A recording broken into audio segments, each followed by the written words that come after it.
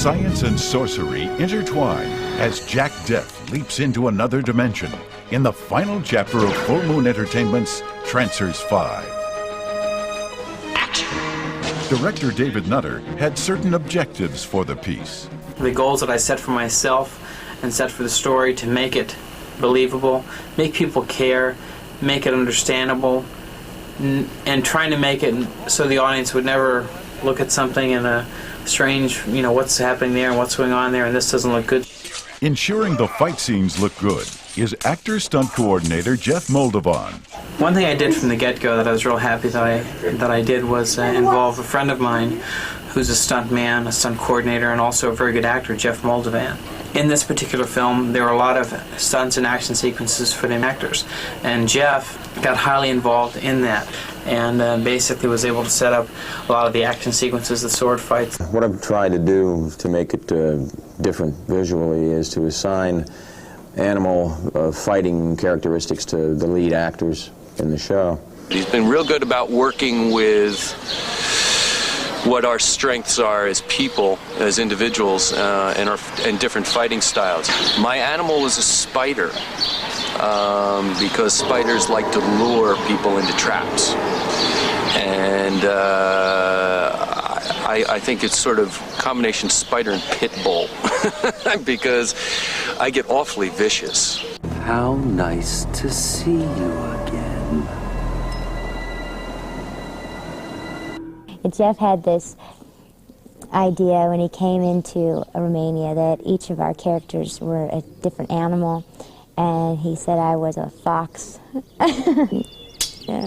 Yeah, she's sly. She definitely attacks prey that's already hurt, and I'm small, and it makes sense. Prospero, Caliban's son, I base also on a wolf. He's very cunning and evasive and doesn't want to confront anyone unless he has to, and then he can be pretty deadly. You have made a tragic mistake, Father. Caliban is, of course, kind of a combination of a wolf and a spider, oddly enough. One of the things I used for Caliban was an Aikido master. I chose to use Caliban as a man who does not use a great deal of physical effort, and Aikido being an art of using an opponent's energy against themselves was, I felt, a justifiable choice. Not everyone complied with Jeff's animal directives. I just didn't do a damn thing about those animals. Jack Death don't be playing no animals, you understand? Of course, physical effort is not necessary when you're Caliban. Caliban will engage in swordplay, especially in 5, only to amuse himself. It's not as if I need a sword to fight either Prospero or Jack Death, but it can be fun. Caliban has metaphysical powers, which go much further beyond magic. He is really in tune with the cosmos. Helping to bring Caliban in tune with the cosmos is the fabled Timon, created by Alchemy FX. The Timon was made back in LA by John Fidel. He sculpted it, molded it in silicone. Fiberglass was poured into the mold, and a hole was drilled out in the back. We just stick a light bulb in it, and over here are the batteries in the pack. You can turn it on and dim it. It's not terribly bright, but then in post-production they'll do an optical glow on it. So when it powers up, it'll glow brighter and gives Caliban all of his powers. You can get one for $99.95. The Timon wasn't the only special effect employed in Trancers 5. I'm rigging up a test for the director David Nutter to see zipline arrow effect that Tim's going to actually be hit with one of these days pretty soon. But it's just a fiberglass piece that'll get taped to Tim's undershirt, just like I'm doing to this dummy.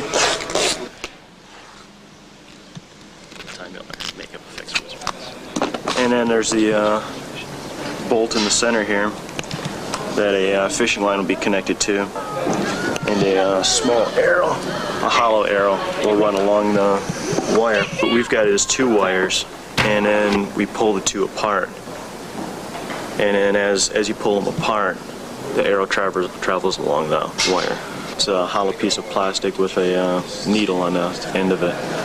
So it sticks into, we'll have a little piece of styrofoam or leather here, so it won't actually stick into Tim, hopefully. So in a very quick shot, you'll see an arrow actually enter him. And it'll just cut to a reaction with Tim with another kind of mount on. We'll put one of these on and stick the arrow in the aluminum mount. So he'll be able to walk around freely with no wires. A good effect is nothing without brilliant acting. It's just... Huh? Ted's got a few other special effects tricks up his sleeve. It's got the arrow that drops down, string that pulls back. It's held parallel to camera and fired, or straight on. It appears to leave when it just drops down. Although his special effect work is incredible, Ted can't please everybody. This is for last night.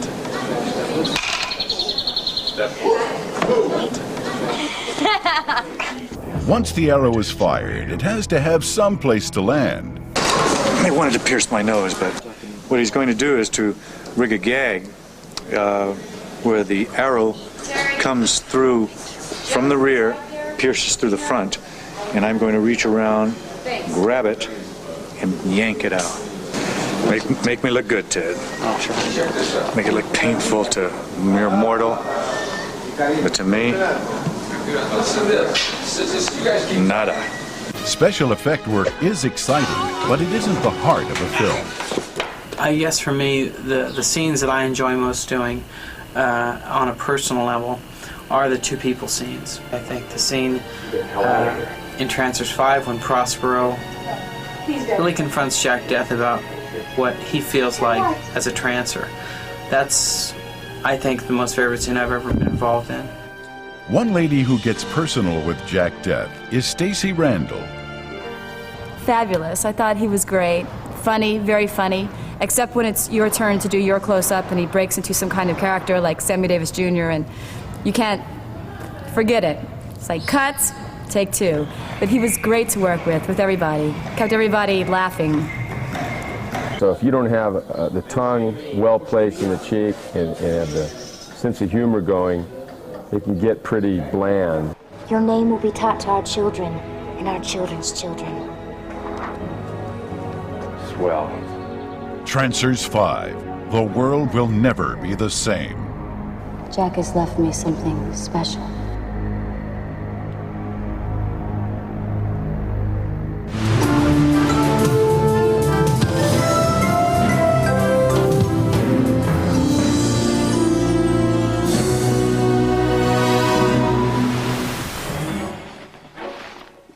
I was very interested in the concept of combining science fiction and Western imagery together. You got a problem, Red Eye?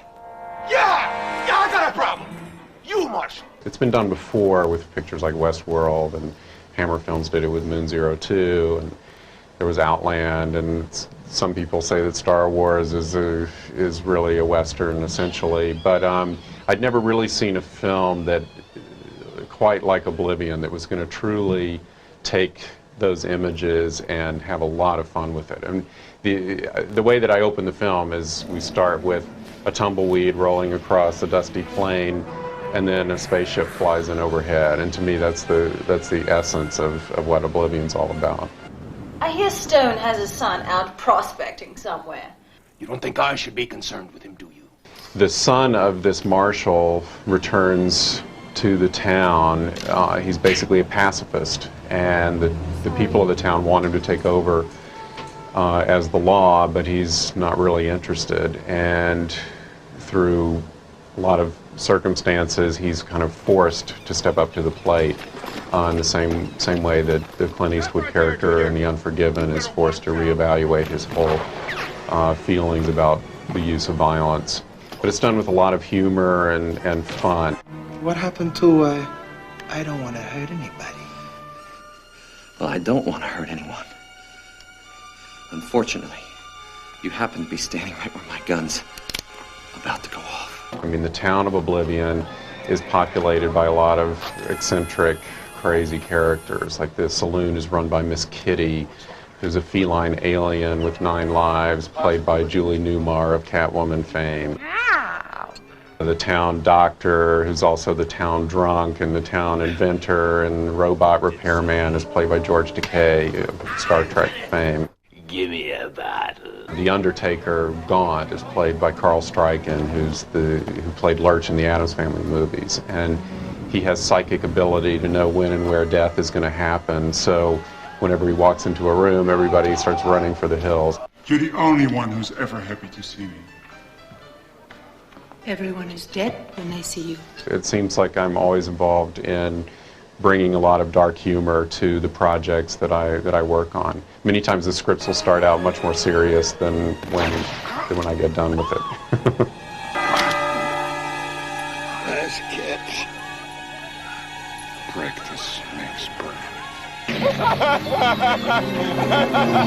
Well, special effects has always been a true love of mine. I mean, I grew up just loving all the Ray Harryhausen Saturday matinee kind of movies, Seventh Voyage of Sinbad and Jason and the Argonauts, and this was my first opportunity to work with some stop motion animation. We had these giant scorpions that attacked on 3 separate occasions during the film. It was really, really interesting to work with that process. I mean, we did all of the live action stuff with the actors in Romania.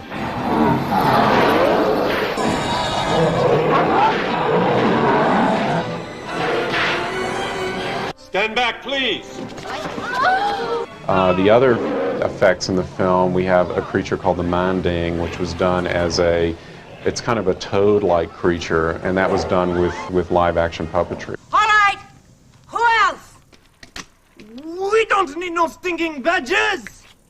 It's very kind of tongue-in-cheek action-adventure with a really interesting story with central characters that you truly care about. There's never been anything quite like it, but I think if you like science fiction or westerns, you're gonna find something to smile at in this movie for sure. I love the way this guy talks.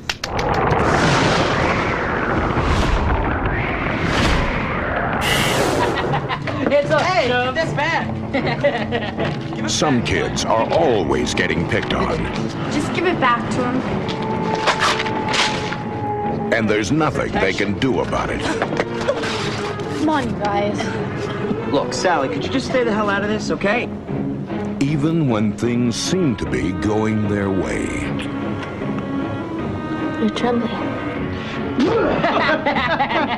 The bullies won't leave them alone. And that's for putting your hands on my girl. But these kids have someone watching out for them. Are those boys bothering you? Someone very special. But even he couldn't save them from their fate.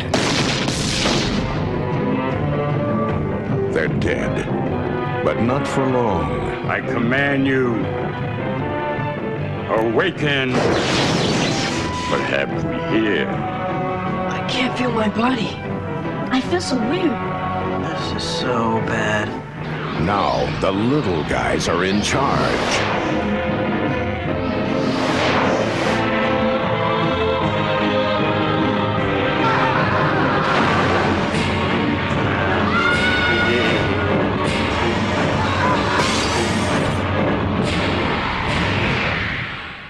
Shrunken heads.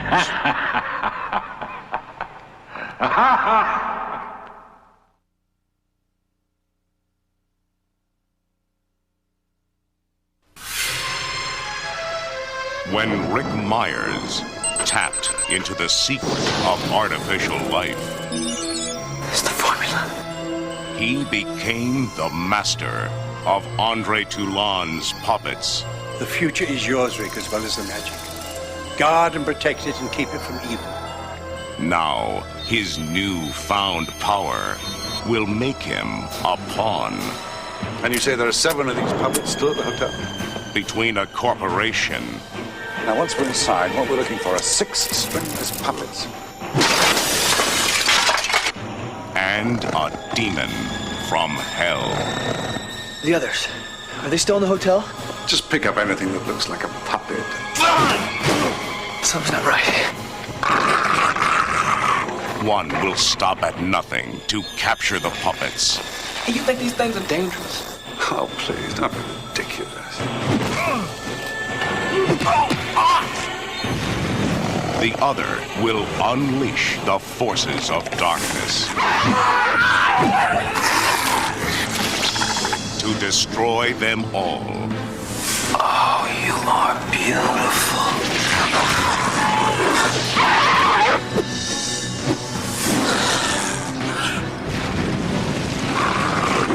We have their magic. They're gonna keep coming until they get it back or until they're stopped. Oh my God.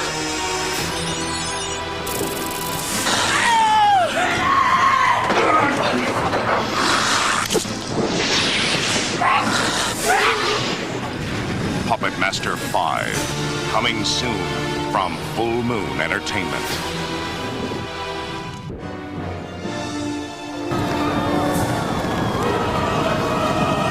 In the darkest depths of hell. You know the law. You know it is forbidden for us to leave this pit. I would happily pay the consequences for a single day of freedom. An avenging angel has found the gateway to a world of unchecked evil. The demons from hell are coming! A world called Earth. It is only you who would make the ascent wearing your own flesh. Heaven has chosen her to judge our souls and send sinners. Please, get away! Straight to hell. Who's ever responsible for the killings is probably on some sick quest. On a mission of vengeance, the last thing she expected to find was love. I want you to accept me into your dwelling. Now, passion. Are you attracted to me? Veronica, you are a complete and utter mystery to me. Will control her fate. It's not in my nature to turn away from evil, Max. Are you responsible for those murders? I'm not human, Max. I turn into another person. A person that might repulse you. Hell has no fury like the Dark Angel.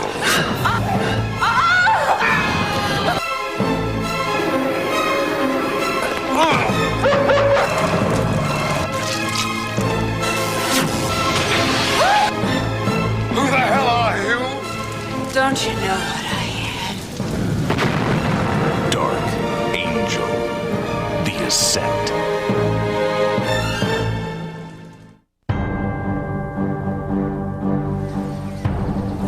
The producers of Reanimator and From Beyond take you to a town on the edge of madness, where people have become prey for an evil under the ground. These damn things have been living under our feet and tearing us apart for 20 years! A lurking fear that hides an unholy fortune.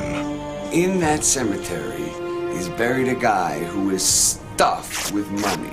This is your family legacy, kid. Now, Don't even breathe. Hey, I don't know what you people got going on here. As soon as we blow the cemetery, you can walk away. criminals have come to dig for treasure.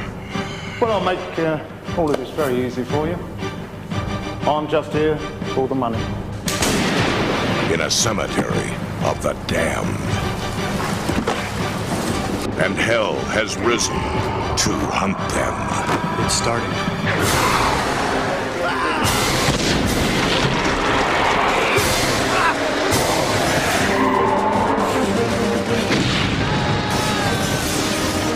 I knew we'd be brought together.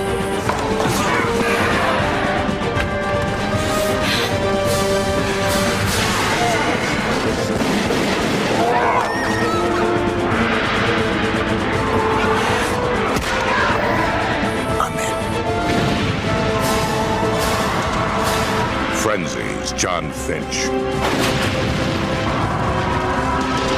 Blake Bailey. Hellraisers, Ashley Lawrence. Ghost, Vincent Schiavelli. And Reanimators, Jeffrey Combs. In H.P. Lovecraft's The Lurking Fear.